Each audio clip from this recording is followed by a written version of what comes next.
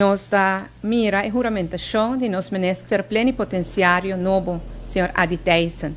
O Sr. Thijssen está juramentar aqui na seca governador como ministro plenipotenciário na Holanda. Mita deseja Sr. Thijssen, em nome do inteiro povo de Aruba, hope êxito em retorno novo aqui.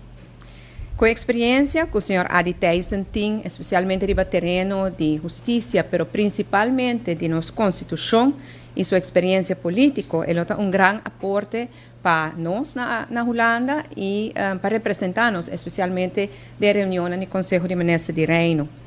À la vez, junto com o diretor interino de Aruba House, o Sr. Thijssen está encarregado também para trazer cambio fundamental em Aruba House na Holanda.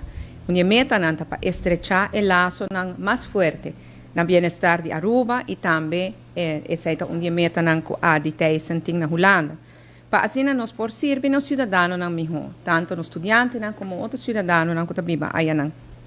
Me será remarcar que o Sr. Adi Thijssen exerce duas funções: a função de ministro plenipotenciário na Den Haag e a função de representante de Aruba na União Europeia. Ele recebe salário só, me enfatizar isso aqui, para sobre mim compreender que tem certo rumoriaje que ele tem dois salários, absolutamente que não, é salário de gevolmachtigde minister, tal qual que ele recebe para fazer dois trabalhos, e assim nós contribuir também na baixa gasto estrutural de nossa governação.